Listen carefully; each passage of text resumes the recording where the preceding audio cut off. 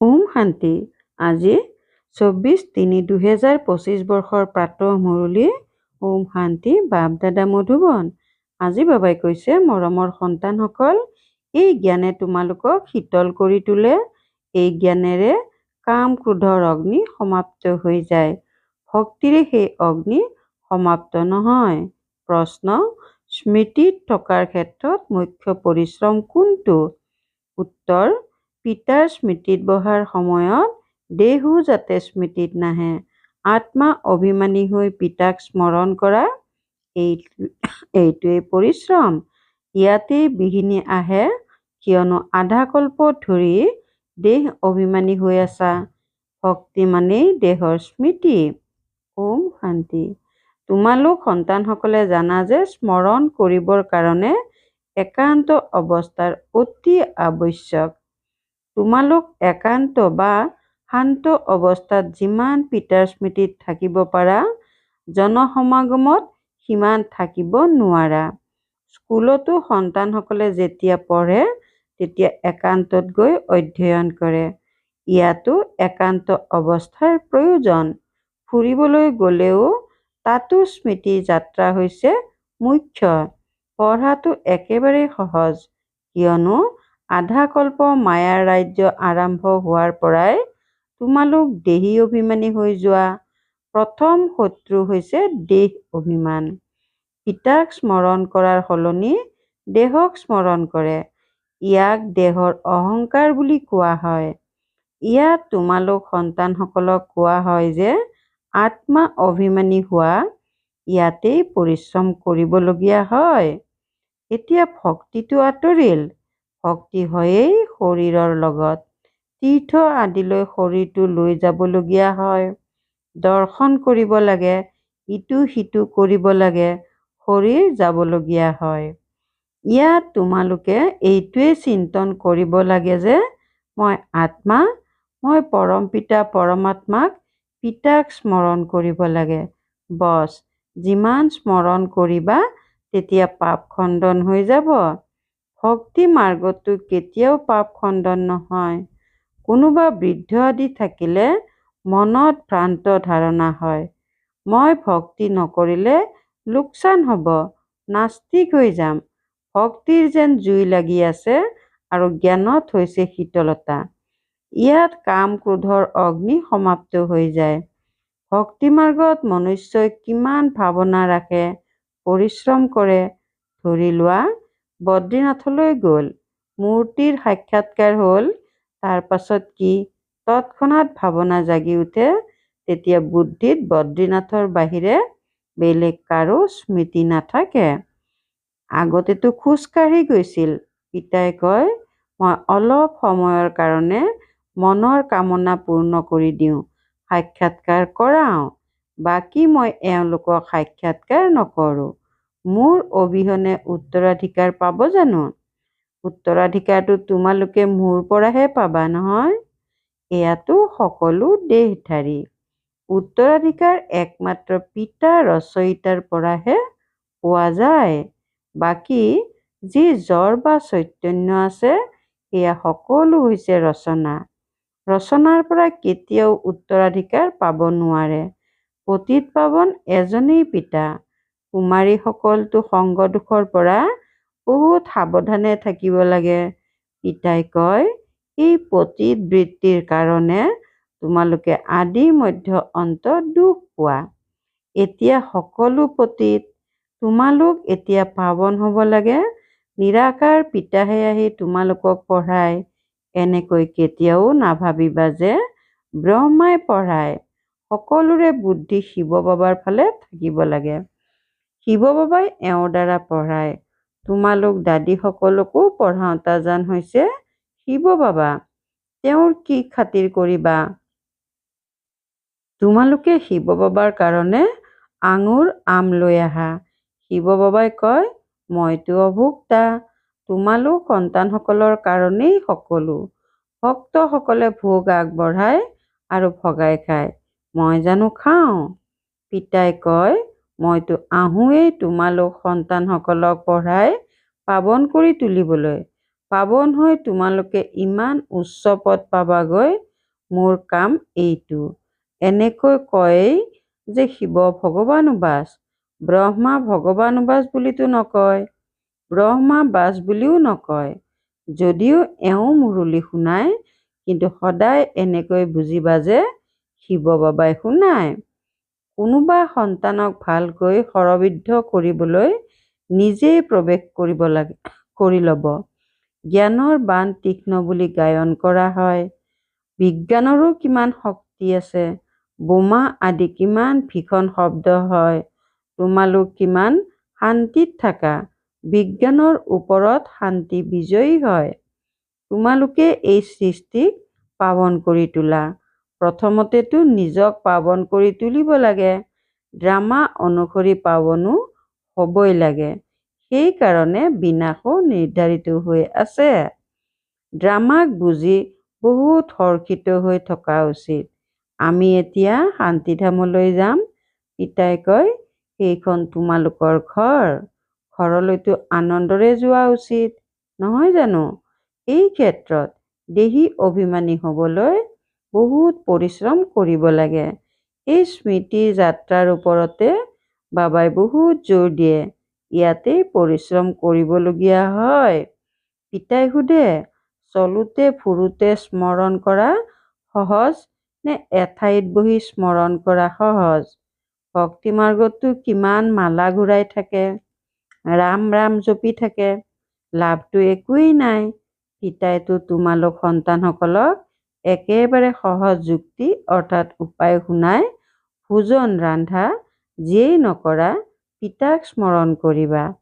ভক্তি মাৰ্গত চিনাৰ দ্বাৰত ভোগ ৰান্ধে, মুখত কাপোৰ বান্ধি লয়, অলপো যাতে শব্দ নহয়। সেয়া হৈছে ভক্তি মাৰ্গ। তোমালোকেতো পিতাক স্মৰণ কৰিব লাগে। তেওঁলোকে ইমান ভোগ আগবঢ়ায়, কিন্তু কোনোবাই সেয়া খায় জানো? পাণ্ডৱসকলৰ কুটুম থাকে, তেওঁলোকে খায়। তোমালোকে ইয়াত জানা যে আমাক শিৱ বাবাই পঢ়ায়। ভক্তিত জানো এইটো বুজি পায় যে আমাক শিৱ বাবাই পঢ়ায়?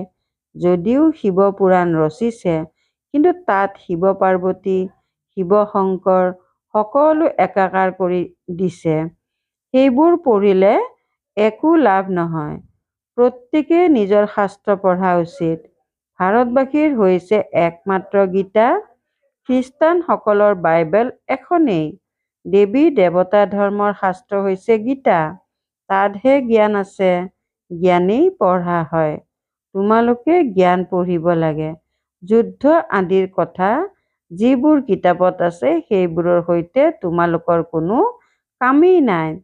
আমি হৈছো যুগবলধাৰী, তেন্তে আকৌ বাহুবলীসকলৰ কাহিনী কিয় শুনিম? তোমালোকৰ বাস্তৱত যুদ্ধ নহয়। তোমালোকে যুগবলৰ দ্বাৰা 5 বিকাৰৰ ওপৰত বিজয়ী হোৱা।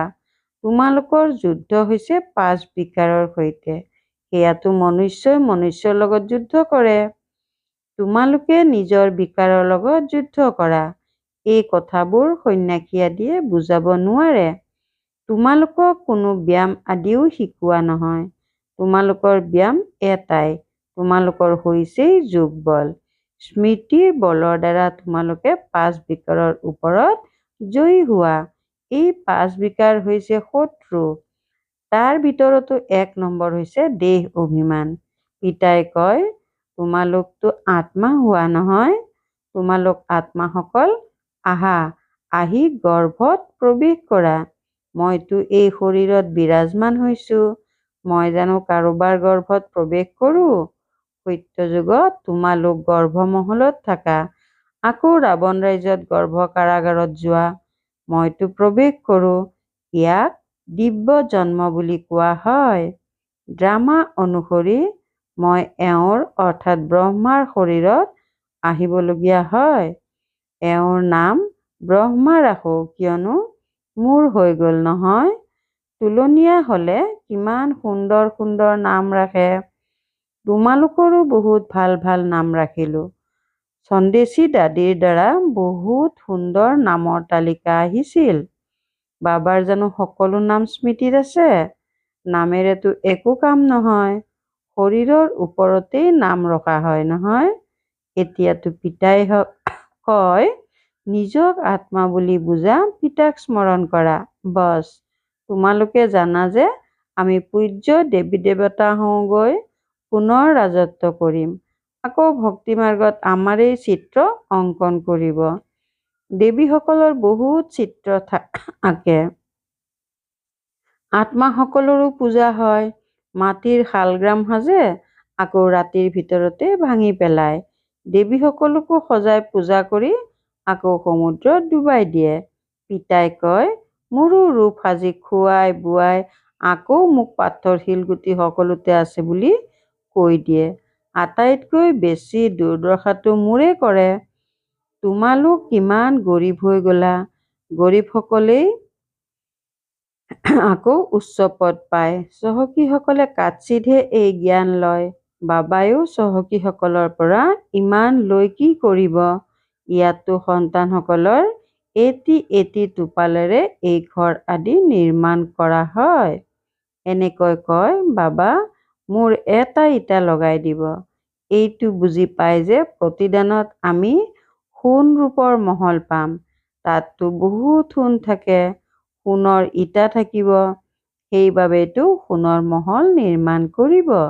গতিকে পিতাই বহুত মৰমেৰে কয়, মৰমৰ সন্তানসকল, এতিয়া মোক স্মৰণ কৰা। এতিয়া নাটক পূৰা হয়। পিতাই দৰিদ্ৰ সন্তানসকলক চহকী হোৱাৰ যুক্তি অৰ্থাৎ উপায় শুনায়। মৰমৰ সন্তানসকল, তোমালোকৰ ওচৰত যি কিছু আছে স্থানান্তৰ কৰি দিয়া। ইয়াততো একোৱেই নাথাকিব। ইয়াত যি স্থানান্তৰ কৰিবা সেয়া নতুন সৃষ্টিত 100 গুণৰ হিচাপত পাবা। বাবাই একো নিবিচাৰে, তেওঁতো দাতা হয়। এইটো যুক্তি শুনোৱা হয়। ইয়াততো সকলো মাটিত মিলি যাব। কিছু স্থানান্তৰ কৰি দিলে তোমালোকে নতুন সৃষ্টিত পাবা। এতিয়া এই পুৰণি সৃষ্টিৰ বিনাশৰ সময়, এয়া একোৱেই কামত নাহিব। সেইবাবে বাবাই কয়, ঘৰে ঘৰে বিশ্ববিদ্যালয় তথা চিকিৎসালয় খোলা, যাৰ দ্বাৰা স্বাস্থ্য আৰু সম্পত্তি পাবা। এয়াই হৈছে মুখ্য। ভাল বাৰু, অতি মৰমৰ কল্পৰ পাছত পুনৰাই মিলিত হোৱা সন্তানসকলৰ প্ৰতি মাতা পিতা বাপ দাদাৰ স্নেহপূৰ্ণ স্মৰণ আৰু সুপ্ৰভাত। আত্মিক পিতাৰ আত্মিক সন্তানসকলৰ প্ৰতি নমস্কাৰ। ৰাত্ৰিৰ ক্লাছ 12-3-68 চন। বৰ্তমান সময়ত তোমালোক গৰীব সাধাৰণ মাতাসকলে পুৰুষাৰ্থ কৰি উচ্চ পদ পাই যোৱা। এই যজ্ঞত সহায় আদিও মাতাসকলে বহুত কৰে। পুৰুষ বহুত কম আছে যি সহায়কাৰী হয়। মাতাসকলৰ উত্তৰাধিকাৰৰ নিচা নাথাকে। তেওঁলোকে বীজ সিঁচি থাকে, নিজৰ জীৱন গঢ়ি থাকে। তোমালোকৰ জ্ঞান হৈছে যথাৰ্থ, বাকী হৈছে ভক্তি। আত্মিক পিতাহে আহি জ্ঞান দিয়ে। পিতাক বুজিলে পিতাৰ পৰা উত্তৰাধিকাৰ নিশ্চয় ল'ব। তোমালোকক পিতাই পুৰুষাৰ্থ কৰাই থাকে, বুজাই থাকে, সময় নষ্ট নকৰিবা। পিতাই জানে কোনোবা ভাল পুৰুষাৰ্থী, কোনোবা মধ্যম শ্ৰেণীৰ, কোনোবা তৃতীয় শ্ৰেণীৰ। বাবাক সুধিলে ততালিকে কৈ দিব, তুমি প্ৰথম হোৱা নে দ্বিতীয় হোৱা নে তৃতীয় হোৱা। কাকো যদি জ্ঞান নুশুনাই তেন্তে তৃতীয় শ্ৰেণীৰ হৈ গ'ল। প্ৰমাণ নিদিলেতো পিতাই নিশ্চয় ক'ব নহয়। ভগৱানে আহি যি জ্ঞান শিকায় সেয়া আকৌ প্ৰায় লুপ্ত হৈ যায়। এয়া কোনেও নাজানে। ড্ৰামাৰ পৰিকল্পনা অনুসৰি এয়া হৈছে ভক্তি মাৰ্গ। ইয়াৰ দ্বাৰা কোনেও মোক পাব নোৱাৰে। সত্য যুগলৈ কোনো যাব নোৱাৰে। এতিয়া তোমালোক সন্তানসকলে পুৰুষাৰ্থ কৰি আছা। কল্প পূৰ্বে যিয়ে যিমান পুৰুষাৰ্থ কৰিছিল সিমানেই কৰি থাকে। পিতাই বুজিব পাৰে কোনে নিজৰ কল্যাণ কৰি আছে। পিতাইতো ক'ব, নিতৌ এই লক্ষ্মীনাৰায়ণৰ চিত্ৰৰ সন্মুখত আহি বহিবা। বাবা, আপোনাৰ শ্ৰীমতত আমি এই উত্তৰাধিকাৰ নিশ্চয় ল'ম। নিজৰ সমানকৈ গঢ়ি তোলাৰ সেৱাৰ চখ নিশ্চয় থকা উচিত। সেৱা কেন্দ্ৰত থকাসকললৈ লিখোঁ, ইমান বছৰ পঢ়িলা, যদি কাকো পঢ়াব নোৱাৰা তেন্তে কি পঢ়িলা? সন্তানসকলৰ উন্নতিটো কৰা উচিত নহয় জানো? বুদ্ধিত গোটেই দিন সেৱাৰ খেয়াল চলি থকা উচিত। তোমালোক বানপ্ৰস্থী নোহোৱা জানো? বানপ্ৰস্থীসকলৰো আশ্ৰম থাকে। বানপ্ৰস্থীসকলৰ ওচৰলৈ যাব লাগে। মৰাৰ আগতে লক্ষ্যৰ বিষয়েটো শুনাই দিয়া। বাণীৰ সিপাৰে আপোনালোক আত্মা যাব কেনেকৈ? পতিত আত্মাটো যাব নোৱাৰে। ভগৱান উবাচ মামেকম অৰ্থাৎ কেৱল মোক স্মৰণ কৰা, তেতিয়া তোমালোক বানপ্ৰস্থত গুচি যাবা। বাৰাণসীতো বহুত সেৱা আছে। বহুত সাধু লোকে কাশী-বাকী হবৰ কাৰণে তাতেই থাকে। গোটেই দিন কৈ থাকে, শিৱ কাশী বিশ্বনাথ গংগা। তোমালোকৰ অন্তৰত সদায় আনন্দৰ চাপৰি বাজি থাকিব লাগে। বিদ্যাৰ্থী নোহোৱা জানো? সেৱাও কৰা আৰু পঢ়াও। পিতাক স্মৰণ কৰিব লাগে। উত্তৰাধিকাৰ ল'ব লাগে। আমি এতিয়া শিৱ বাবাৰ ওচৰলৈ যাওঁ। এয়া হৈছে মনমনা ভৱ। কিন্তু বহুতৰে স্মৃতিত নাথাকে। পৰচিন্তন কৰি থাকে। মূল কথা হৈছে স্মৃতিত থকাৰ। স্মৃতিয়েই আনন্দিত কৰি তুলিব। সকলোৱে বিচাৰে যে বিশ্বত শান্তি হওক। পিতায়ো কয় তেওঁলোকক বুজোৱা যে বিশ্বত শান্তি এতিয়া প্ৰতিষ্ঠা হৈ আছে। সেইকাৰণে বাবাই লক্ষ্মী নাৰায়ণৰ চিত্ৰক বেছি মহত্ব দিয়ে। কোৱা যে এয়া সৃষ্টি স্থাপনা হৈ আছে, য'ত সুখ শান্তি পবিত্ৰতা সকলো আছিল। সকলোৱে কয় বিশ্বত শান্তি হওক। পুৰস্কাৰো বহুতে পাই থাকে। বিশ্বত শান্তি প্ৰতিষ্ঠা কৰোতাজনটো নিশ্চয় মালিক হ'ব নহয়? এওঁলোকৰ অৰ্থাৎ লক্ষ্মী নাৰায়ণৰ ৰাজ্যত বিশ্বত শান্তি আছিল। এটাই ভাষা, এখনেই ৰাজ্য, এটাই ধৰ্ম। বাকী সকলো আত্মা নিৰাকাৰ লোকত আছিল। এনেকুৱা বিশ্ব কোনে স্থাপনা কৰিছিল? শান্তি কোনে প্ৰতিষ্ঠা কৰিছিল? বিদেশীসকলেও বুজিব এয়া স্বৰ্গ আছিল, এওঁলোকৰ ৰাজ্য আছিল। বিশ্বত শান্তিটো এতিয়া প্ৰতিষ্ঠা হৈ আছে। বাবাই বুজাইছিল প্ৰভাত ফেৰীতো এই লক্ষ্মীনাৰায়ণৰ চিত্ৰ উলিয়াবা, যাতে সকলোৰে কাণত এইটো আৱাজ গৈ পায় যে এই ৰাজ্য স্থাপনা হৈ আছে। নৰকৰ বিনাশ সমাগত। এইটোতো জানে যে ড্ৰামা অনুসৰি সম্ভৱ দেৰি আছে। ডাঙৰ ডাঙৰ ব্যক্তিসকলৰ ভাগ্যত এতিয়া নাই। তথাপি বাবাই পুৰুষাৰ্থ কৰাই থাকে। ড্ৰামা অনুসৰি সেয়া চলি আছে। ভাল বাৰু, শুভ ৰাত্ৰি। ধাৰণাৰ বাবে মুখ্য সাৰ ১ নম্বৰ, সংগদোষৰ পৰা নিজক বহুত সাৱধানে ৰাখিব লাগে। কেতিয়াও পতিতৰ সংগত আহিব নালাগে। শান্তিৰ বলেৰে এই সৃষ্টিক পাৱন কৰি তোলাৰ সেৱা কৰিব লাগে। ২ নম্বৰ, ড্ৰামাক ভালদৰে বুজি হৰ্ষিত হৈ থাকিব লাগে। নিজৰ সকলো নতুন সৃষ্টিৰ বাবে স্থানান্তৰ কৰিব লাগে। বৰদান, পিতাৰ দ্বাৰা সফলতাৰ তিলক প্ৰাপ্ত কৰোঁতা সদায় আজ্ঞাকাৰী অন্তৰ আসনধাৰী হোৱা। পিতাৰ দ্বাৰা সফলতাৰ তিলক প্ৰাপ্ত কৰোঁতা সদায় আজ্ঞাকাৰী অন্তৰ আসনধাৰী হোৱা। ভাগ্য বিধাতা পিতাই নিতৌ অমৃতবেলা নিজৰ আজ্ঞাকাৰী সন্তানসকলক সফলতাৰ তিলক লগায়। আজ্ঞাকাৰী ব্ৰাহ্মণ সন্তানে কেতিয়াও পৰিশ্ৰম আৰু কঠিন শব্দ মুখলৈতো দূৰৰ কথা সংকল্পলৈও আনিব নোৱাৰে। তেওঁলোক সহযোগী হৈ যায়। সেয়েহে কেতিয়াও নিৰাশ নহবা।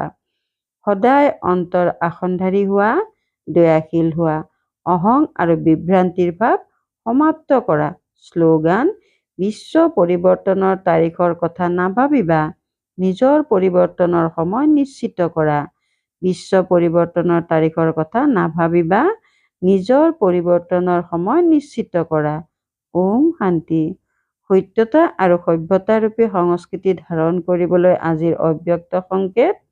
যিসকল পবিত্ৰতাৰ ব্যক্তিত্বৰে সম্পন্ন মাৰ্জিত আত্মা, তেওঁলোকক সভ্যতাৰ দেৱী বুলি কোৱা হয়। তেওঁলোকৰ ক্ৰোধ বিকাৰৰ অপবিত্ৰতাও থাকিব নোৱাৰে। ক্ৰোধৰ সূক্ষ্ম ৰূপ ঈৰ্ষা, দ্বেষ, ঘৃণাও যদি ভিতৰত আছে, তেন্তে সেয়াও অগ্নি, সেয়ে ভিতৰি জ্বলাই থাকে। বাহিৰত ৰঙা হালধীয়া নহয়, কিন্তু কদৰ্ঘ হয়। গতিকে এতিয়া এই কদৰ্ঘতা সমাপ্ত কৰি সৎ আৰু স্বচ্ছ হোৱা। ওম শান্তি।